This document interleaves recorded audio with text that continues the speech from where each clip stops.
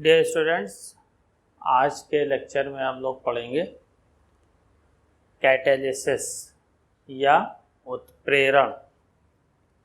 तो कैटालिसिस है क्या? जो रेट ऑफ केमिकल रिएक्शन होती है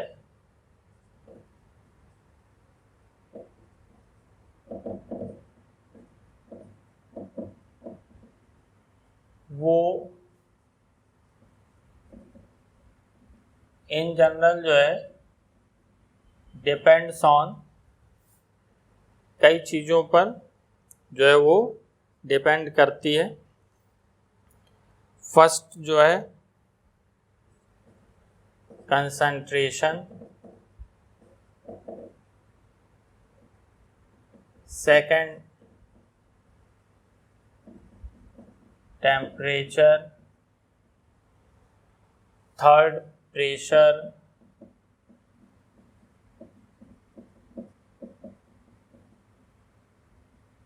फोर्थ नेचर ऑफ रिएक्टेंट। लेकिन इसके अलावा भी जो है एक फिफ्थ सब्सटेंस, ये भी जो है ये देखा गया कि जो केमिकल रिएक्शन की रेट है वो एक फिफ्थ फैक्टर जो है वो external substance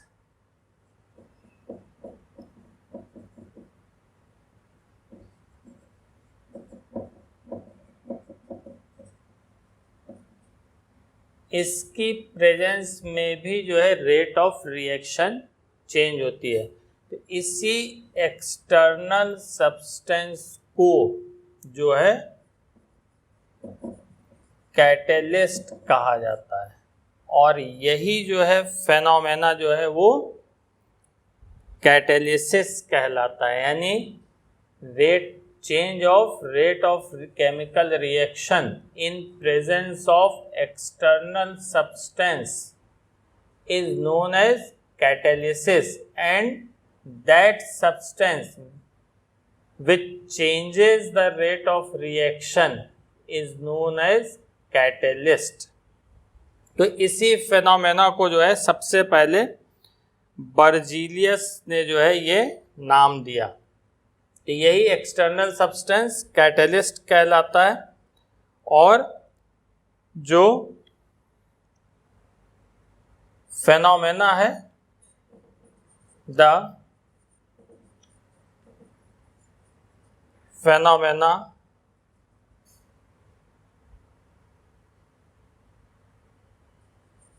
was called by Berzelius.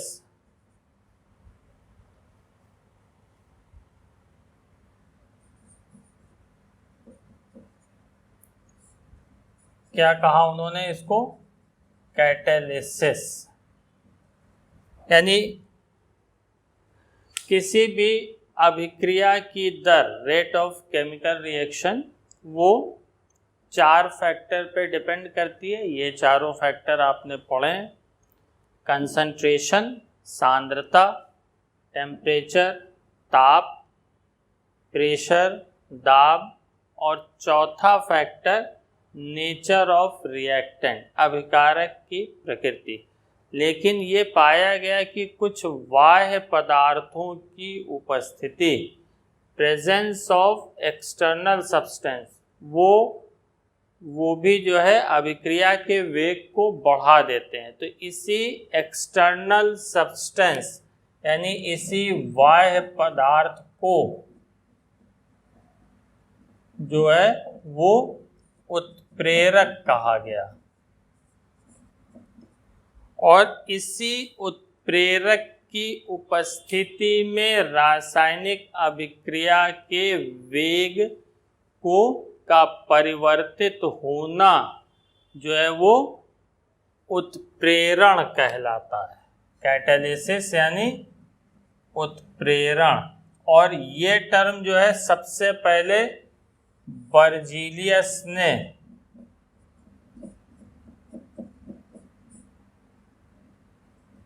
जो है ये प्रयोग किया।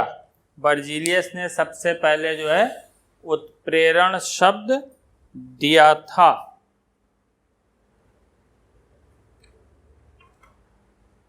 तो अब इसको जो है सामान्य रूप से इन जनरल जो है हम डिफाइन कर सकते हैं। The substance which changes the rate of reaction is known as catalyst and this phenomena is known as catalysis। यानी वह पदार्थ जो किसी अभिक्रिया के वेग को जो है बढ़ा देता है उत्प्रेरक कहलाता है, और उत्प्रेरक की उपस्थिति में अभिक्रिया के वेग का बढ़ जाना उत्प्रेरण कहलाता है। तो इसमें जो है जैसे सबसे for example KClO3 potassium chlorate, इसको हम 360 डिग्री सेल्सियस पे हीट करें तो ये पोटेशियम क्लोराइड और ऑक्सीजन गैस में कन्वर्ट होता है। ये ऑक्सीजन की प्रिपरेशन की लेबोरेटरी मेथड है। लेकिन अगर इसी रिएक्टेंट में जो है थोड़ा सा मैग्नीज डाइऑक्साइड MnO2 मिला दिया जाए और इसको हीट किया जाए तो ये 250 डिग्री सेल्सियस पे ही आसानी से रिएक्शन करता है, और जो अमाउंट ऑफ ऑक्सीजन है, जो ऑक्सीजन के फॉर्मेशन की रेट है वो पहले से इंक्रीज कर जाती है। तो यहाँ पे मैग्नीज डाइऑक्साइड कैटलिस्ट का वर्क करता है, और यही पूरी रिएक्शन जो है कैटलिस्ट की प्रेजेंस में रेट ऑफ रिएक्शन, अभिक्रिया की दर का बढ़ना ही कैटालिसिस कहलाता है। लेकिन जो है ये पाया गया कि ऐसा नहीं है कि कुछ जो बाह्य पदार्थ एक्सटर्नल सब्सटेंस सिर्फ रेट ऑफ रिएक्शन को बढ़ाते ही हैं, बल्कि वो कुछ ऐसे भी पदार्थ हैं जो रेट ऑफ रिएक्शन को डिक्रीज कर देते हैं। कुछ ऐसे पदार्थ हैं जो अभिक्रिया की दर को घटा देते हैं।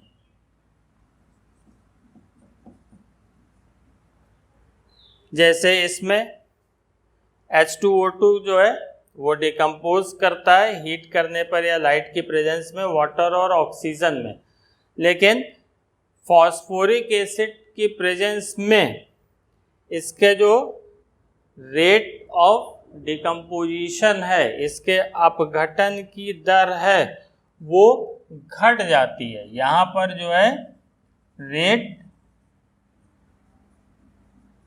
डिक्रीज करती है, जबकि इस केस में पोटेशियम क्लोरेट के केस में क्या था, रेट इंक्रीज करती है। तो केवल ये कहना है कि रेट ऑफ रिएक्शन को ये बढ़ाता ही है, सही नहीं है। तो इसको ओस्टवाल्ड ने जो है कैटालिसिस को फिर से डिफाइन किया। ओस्टवाल्ड ने जो है इसकी फिर से नई डेफिनेशन दी कि ऐसा सब्सटेंस जो किसी भी रिएक्शन की रेट को चेंज कर दे, यानी the substance which changes the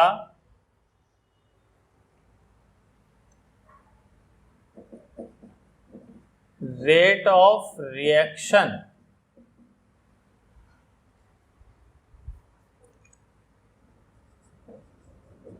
but remained unaffected themselves,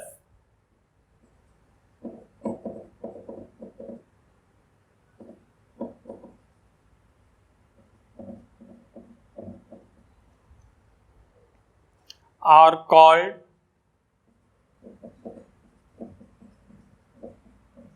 as catalyst and the phenomena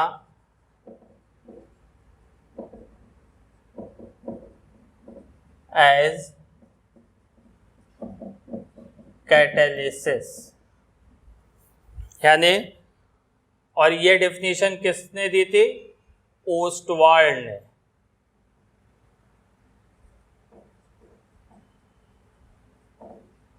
Ostwald ने जो है ये डेफिनेशन दी थी। तो ओस्टवाल्ड ने जो है उत्प्रेरण को फिर से परिभाषित किया। कैसे? कि वे पदार्थ जो किसी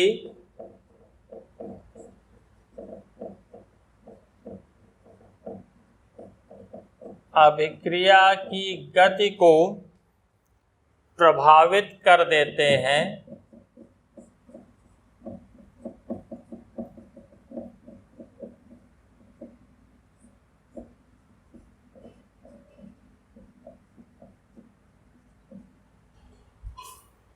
परंतु स्वयं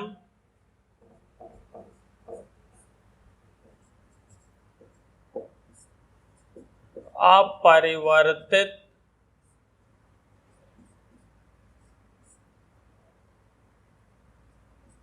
रहते हैं,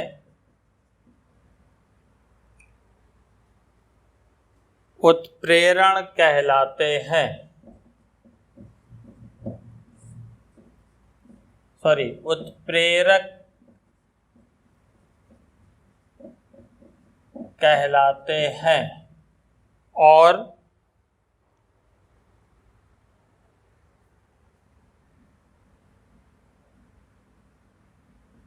तथा लिख दीजिए, तथा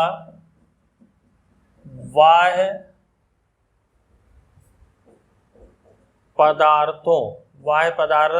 पदार्थ यानी उत्प्रेरक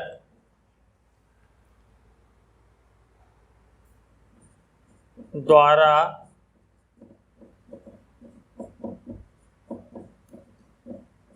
अभिक्रिया की गति को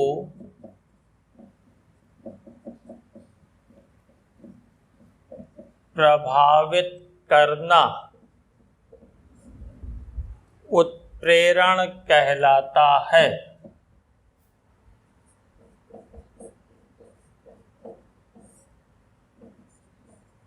उत्प्रेरण यानी कैटालिसिस और उत्प्रेरक यानी कैटलिस्ट। यानी ये टर्म जो है सबसे पहले बर्जीलियस ने दिया था और उन्होंने ये ऑब्जर्व किया कि रेट ऑफ रिएक्शन जो है वो कुछ सर्टेन एक्सटर्नल सब्सटेंस बाह्य पदार्थों द्वारा जो है वो रेट ऑफ रिएक्शन चेंज हो जाती है। तो ऐसे ही सब्सटेंस को उन्होंने कैटलिस्ट कहा, लेकिन बाद में ये पाया गया कि बहुत से ऐसे भी सब्सटेंस है जो रेट ऑफ रिएक्शन को डिक्रीज करते हैं। तो केवल ये कहना कि जो है कैटलिस्ट जो है केवल रेट ऑफ रिएक्शन को बढ़ाता ही है, ये गलत होगा।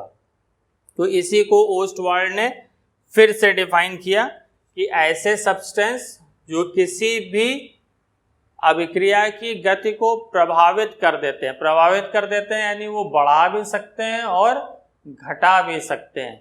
रेट ऑफ रिएक्शन इंक्रीज भी कर सकते हैं और डिक्रीज भी कर सकते हैं। तो ये डेफिनेशन जो है वो ओस्टवाल्ड ने दी थी। ओस्टवाल्ड की डेफिनेशन है और उसी के आधार पे जो यही इसकी जो है कैटालिसिस की और कैटलिस्ट की मॉडर्न डेफिनेशन भी कहलाती है, आधुनिक परिभाषा भी कहलाती है और इसी को हम लोग यूज़ करते हैं कैटलिस्ट और कैटालिसिस को डिफाइन करने में। अब इसके आगे आइए, इसका क्लासिफिकेशन, वर्गीकरण।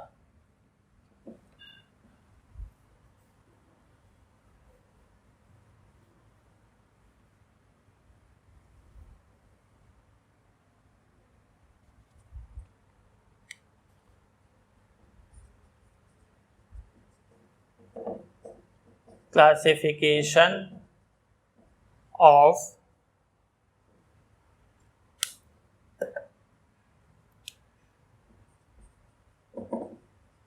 कैटालिसिस, उत्प्रेरण का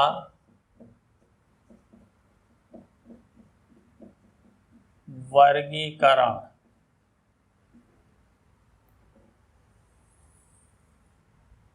तो इसका क्लासिफिकेशन जो है दो तरह से किया गया है। तो पहला जो है वो on the basis of physical state of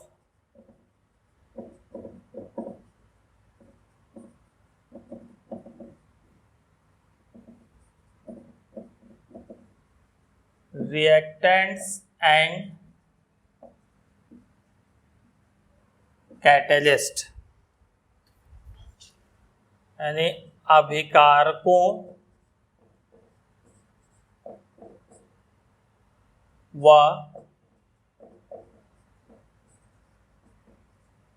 उत्प्रेरक की भौतिक अवस्था के आधार पर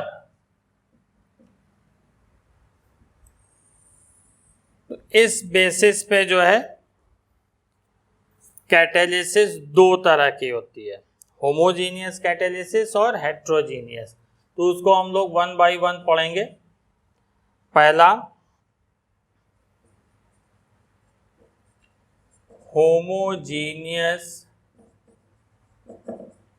कैटालिसिस,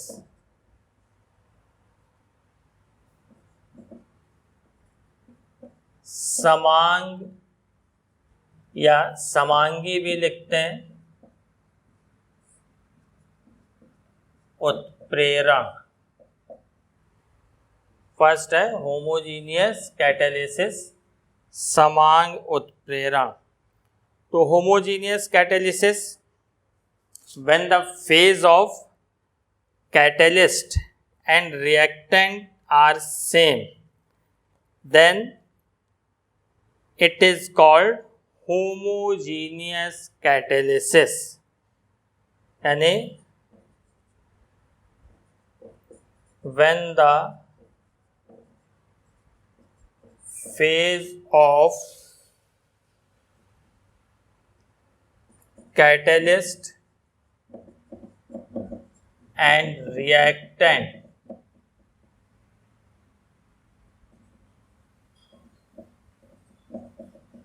are same। इसकी मीनिंग सेम का अर्थ दोनों एक ही फेज में हो, इसका मतलब that is P equals to 1, P यानी phase, then it is called homogeneous catalysis। यानी जब उत्प्रेरक और अभिकारक दोनों की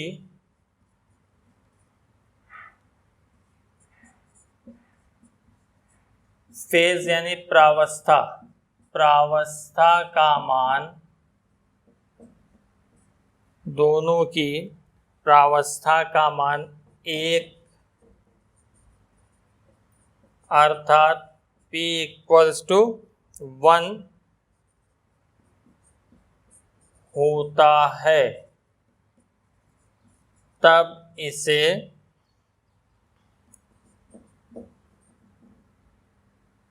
समांग उत्प्रेरण कहते हैं या समांगी उत्प्रेरण कहते हैं। तो इसमें दो चीज़ ध्यान रखिएगा कि इस होमोजीनियस कैटालिसिस में जो रिएक्शन होती है वो ये या तो गैसियस फेज में या लिक्विड फेज यानी सॉल्यूशन फेज, यानी ये जो होती है homogeneous reactions occurs in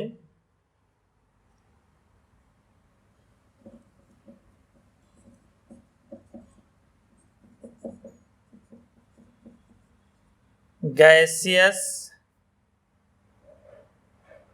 phase and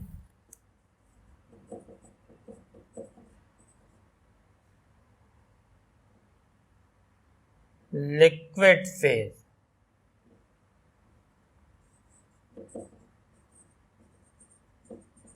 यानी जो आपके समांगी उत्प्रेरण है वो समांगी उत्प्रेरण गैसीय अवस्था तथा द्रव का मतलब यहाँ पे सॉल्यूशन से है, विलयन। लिक्विड का मतलब यहाँ सॉल्यूशन से है। द्रव अवस्था में होती हैं। इसका रीजन आप जानते हैं कि दो सॉलिड मिल करके कोई भी दो सॉलिड मिल करके कभी भी होमोजीनियस मिक्सचर नहीं बनाएंगे। इन दोनों सॉलिडों का मिक्सचर जो है वो हमेशा हेट्रोजीनियस ही होता है, विषमांगी ही होता है। दो ठोस मिलकर के कभी भी समांगी मिश्रण नहीं बना सकते। इसीलिए जो है होमोजीनियस रिएक्शन केवल गैसियस फेज और लिक्विड फेज में ही होती हैं। तो अब इसके एग्जाम्पल देखिए, दोनों के एग्जाम्पल हम बताते हैं, गैसियस फेज के भी और लिक्विड फेज के भी, और दोनों के एग्जाम्पल हैं। और इंडस्ट्रियल इम्पोर्टेंट के भी जो है कई रिएक्शन हैं।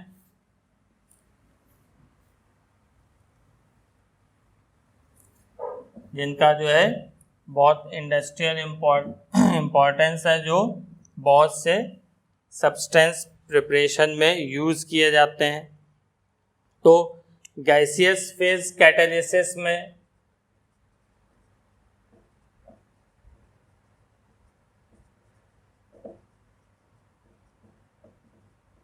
यानी गैस अवस्था उत्प्रेरण,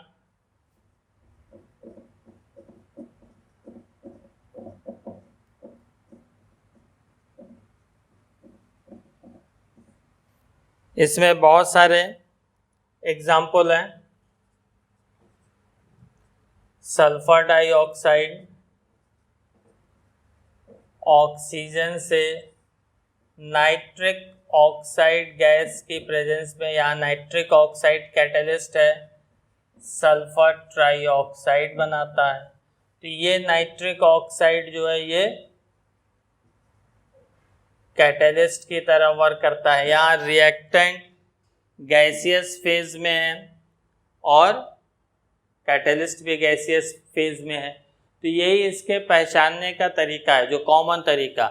सही तरीका तो ये है कि इनकी फेज एक होनी चाहिए, प्रावस्था एक होनी चाहिए, लेकिन आप रिएक्शन देख करके आप इसी आधार पर पहचानेंगे कि अगर रिएक्टेंट और कैटलिस्ट सेम फेज में है, समान प्रावस्था में है, तो वो होमोजीनियस कैटालिसिस होगी।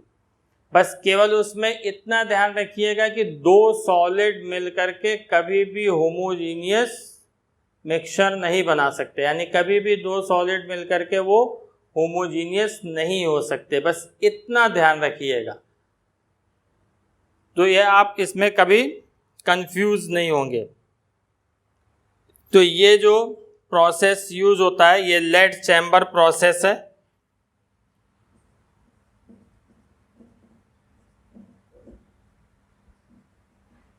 लेड चैम्बर प्रोसेस की रिएक्शन है, ये H2SO4 की प्रिपरेशन में, इंडस्ट्रियल प्रिपरेशन में यूज होता है, ओल्ड प्रोसेस है।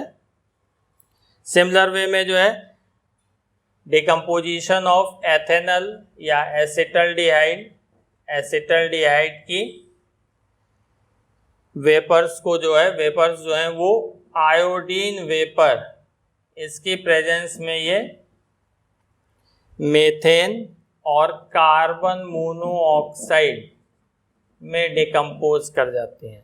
तो यहाँ पर रिएक्टेंट और कैटलिस्ट दोनों सेम फेज में है। ये भी गैसियस फेज, ये भी गैसियस फेज। वी यानी वेपर, वाष्प अवस्था।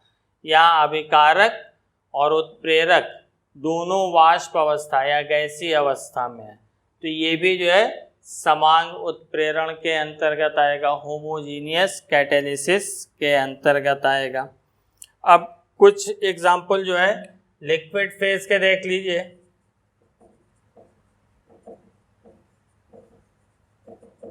लिक्विड फेज कैटालिसिस या विलयन अवस्था उत्प्रेरण,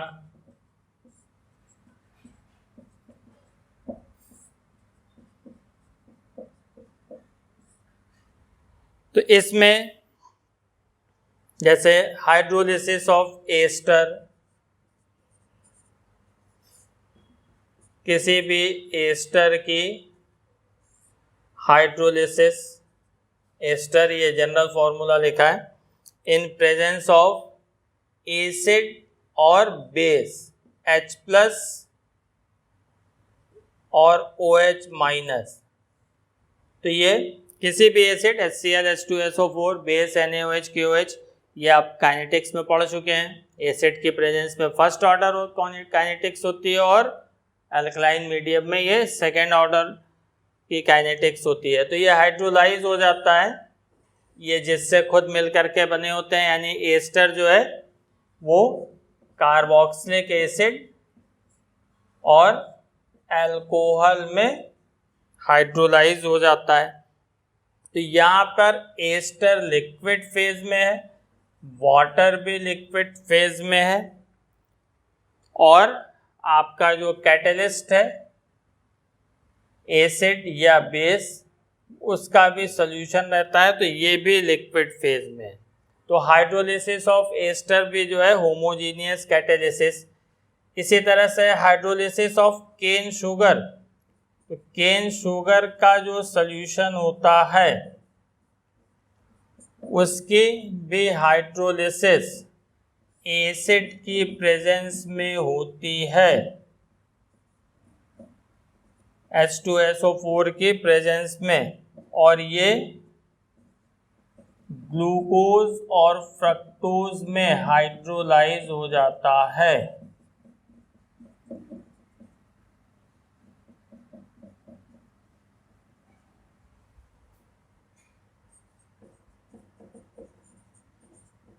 गन्ने की शर्करा जिसमें सुक्रोज होता है वो भी एसिड की प्रेजेंस में, अम्ल की उपस्थिति में जो है वो जल अपघटित होता है ग्लूकोज और फ्रक्टोज में। तो यहाँ जो है केन शुगर का सॉल्यूशन यूज करते हैं, सुक्रोज।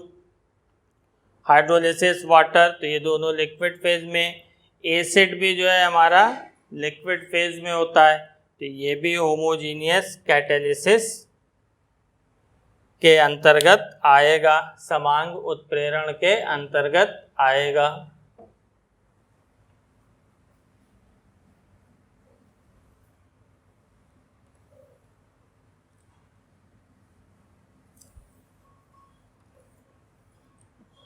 अब इसमें सेकंड देखिए, हेट्रोजीनियस कैटालिसिस। जो on basis of physical state है, तो दो पार्ट में क्लासिफाई किया गया है। पहला होमोजीनियस और दूसरा जो है वो हेट्रोजीनियस कैटालिसिस। विषमांग या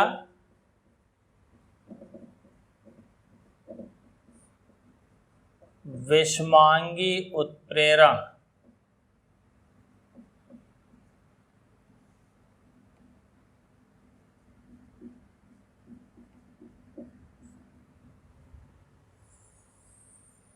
तो इसकी भी डेफिनेशन बिल्कुल सिमिलर है कि ऐसी केमिकल रिएक्शन, ऐसी रासायनिक अभिक्रियाएं, यानी those chemical reaction in which reactant and catalyst both have the phase value 2 or more than 2, then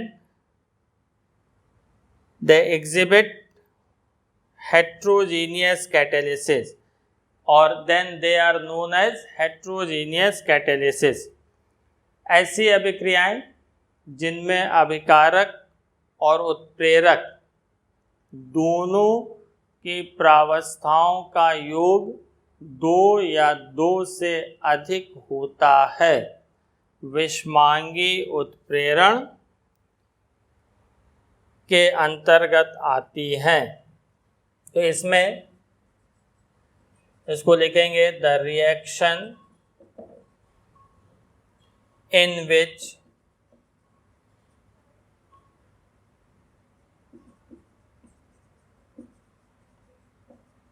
catalyst and reactants both have the phase value 2 or more than 2,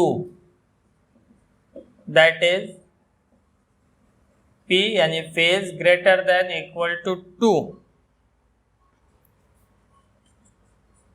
exhibit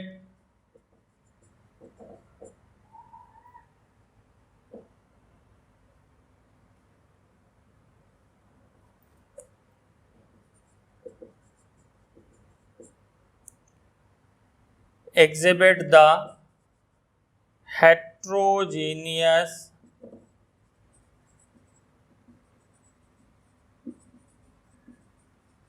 catalysis, यानी जब उत्प्रेरक और अभिकारक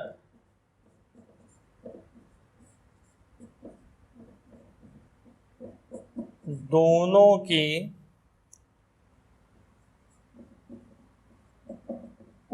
प्रावस्था का मान, दोनों की प्रावस्थाओं लिखिए, प्रावस्थाओं का मान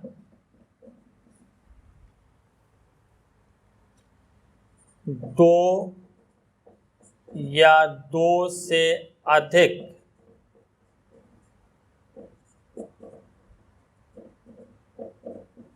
अर्थात P greater than equal to 2 होता है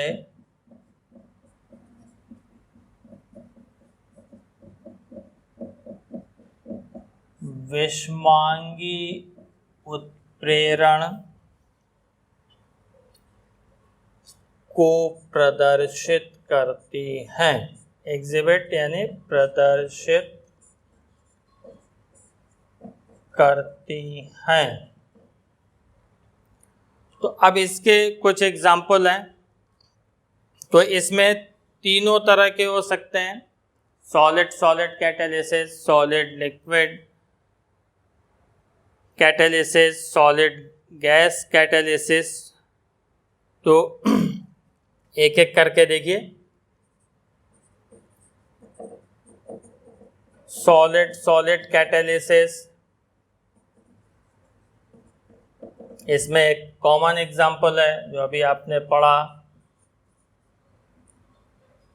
और ये हमने आपको बताया भी कि दो सॉलिड मिल करके कभी भी होमोजीनियस नहीं होंगे।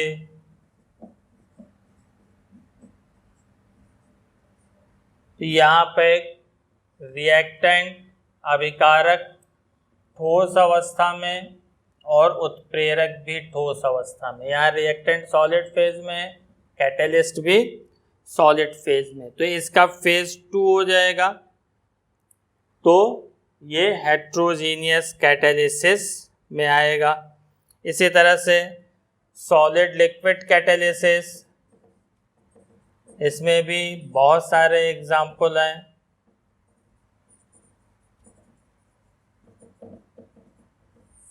सॉलिड लिक्विड कैटालिसिस में डिकम्पोजिशन ऑफ H2O2 हाइड्रोजन पर ऑक्साइड का अपघटन, ये जो है प्लेटिनम या मैग्नीज डाइऑक्साइड के प्रेजेंस में फास्ट हो जाता है, ये इसको कैटेलाइज करता है। ट्रेस अमाउंट जो है इसकी इसको कैटेलाइज करती है और डिकम्पोज हो जाता है ये H2O और O2 में। इसी तरह से तीसरा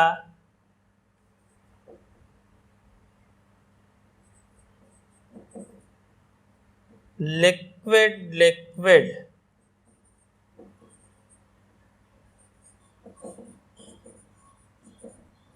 कैटालिसिस। इस लिक्विड लिक्विड यानी द्रव द्रव उत्प्रेरण, इसमें एक चीज ध्यान रखिएगा, इसमें जो है आपका रिएक्टेंट और कैटलिस्ट दोनों इमिसिबल होने चाहिए। ठीक है, तो ये किस में एप्लीकेबल होगा, किस में ये लगेगा? अगर दो इमिसिबल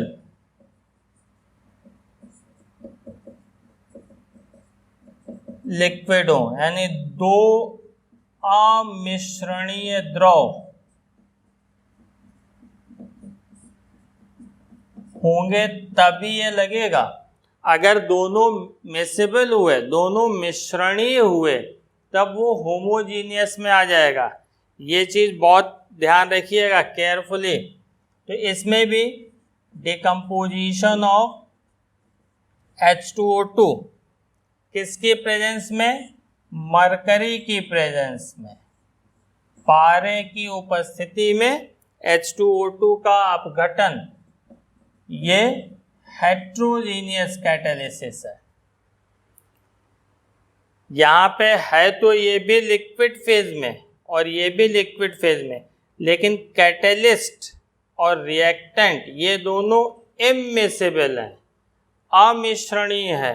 अगर इमिसिबल है तो दो फेज बनाएंगे, अगर मिसिबल होंगे तो सिंगल फेज में होगा। तो ये चीज जो है विशेष ध्यान रखिएगा इसमें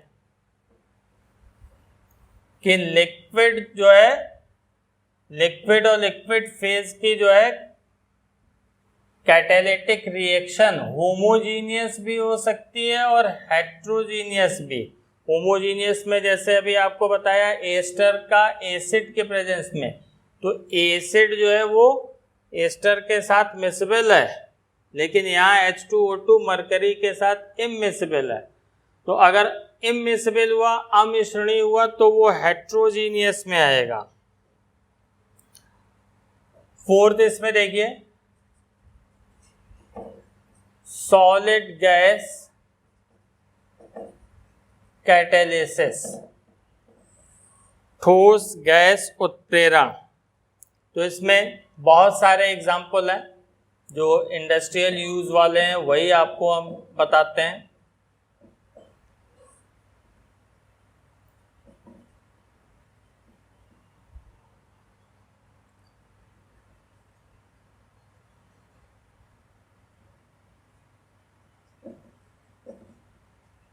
ये formation of ammonia Haber process है।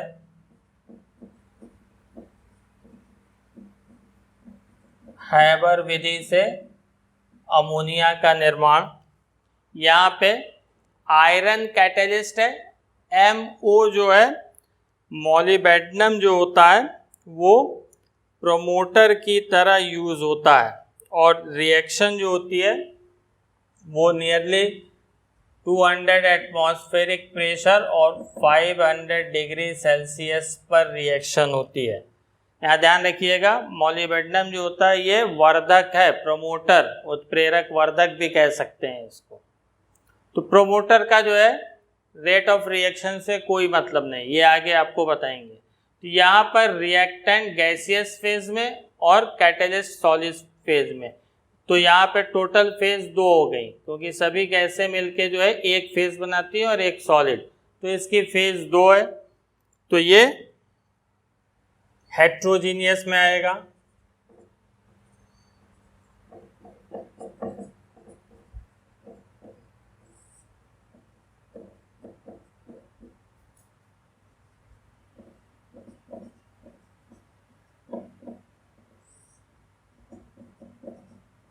ये कांटेक्ट प्रोसेस से सल्फ्यूरिक एसिड की प्रिपरेशन होती है।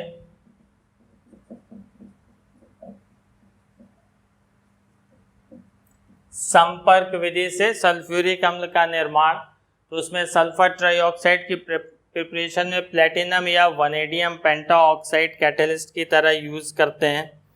तो यहाँ प्लेटिनम या वनेडियम पेंटाऑक्साइड सॉलिड फेज में, रिएक्टेंट सल्फर डाइऑक्साइड और ऑक्सीजन गैसियस फेज में है, और ये रिएक्शन भी जो है 450 डिग्री सेल्सियस पर जो है ये कराई जाती है।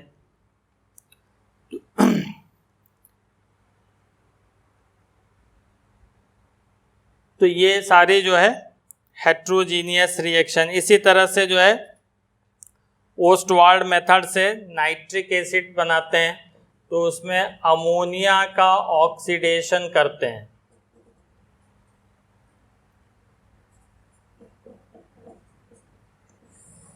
इन प्रेजेंस ऑफ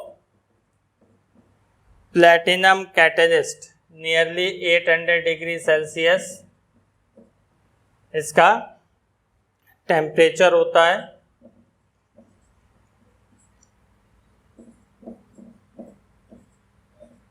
ये